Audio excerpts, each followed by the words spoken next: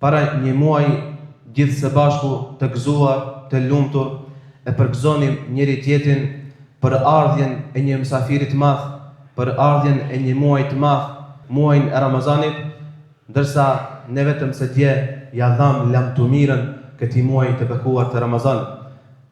Aq sa jemi të mërzitur, po aq edhe jemi të gëzuar. O ju vëllezër, është vërtet se njerëzit ndahen në dy pjesë sa i përket muajit të Ramazanit.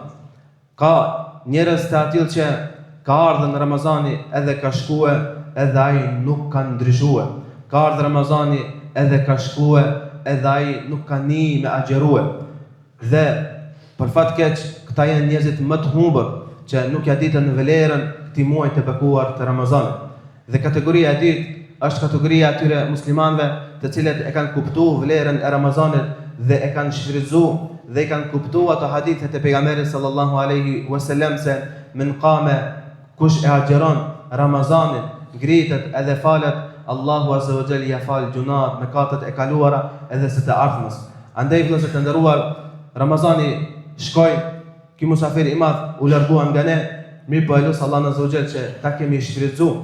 Ai që vërtet e ka shfrytzuar në maksimum Ramazanin, padyshim që sot nuk është i dëshpëruar, por sot është i gëzuar se ja ka dhënë hakun. Kështu kanë qenë edhe selefi, kështu kanë qenë edhe të parë tonë që i kanë shfrytzuar maksimum ditët e Ramazanit për ta adhuruar Allahun azza wa jall, për ta lavdruar Allahun te bareke ve taala.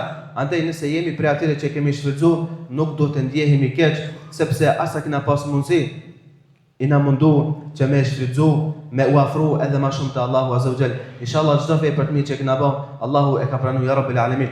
Andaj vëllezër të nderuar, sot është ditë feste, sot është ditë gëzimi, andaj duhet të gëzohemi, duhet të jemi të lumtur, duhet të shfaqemi gëzimin, sepse është prej madhështisë së fesë së Zotit xhelel xhelalu që me shfaq gëzimin në ditët e festave, sepse edhe ne jemi musliman që kemi festa dhe janë festat tona të cilat na i ka treguar Allahu dhe pejgamberi sallallahu alaihi wasallam. I kemi di festa e Kurban Bayramit dhe festa e Fitr Bayramit, dhe ne gëzohemi dhe ne jemi të lumtur dhe ne sot jo vetëm se gëzohemi formalisht, po gëzohemi me zemër dhe sot na gëzohemi duke bën tekbire, sepse Allahu azza wa jalla tha në Kur'an në ajetet e Ramazanit, në fund të Ramazanit, li tukabbirullaha ala ma hadakum wa la'allakum tashkurun, sepse ju e keni madhëruar, e keni lavdruar Allahun azza wa jall dhe i keni plotësuar ditët e Ramazanit dhe sot është dita për ta falendëruar Allahun azza wa jall.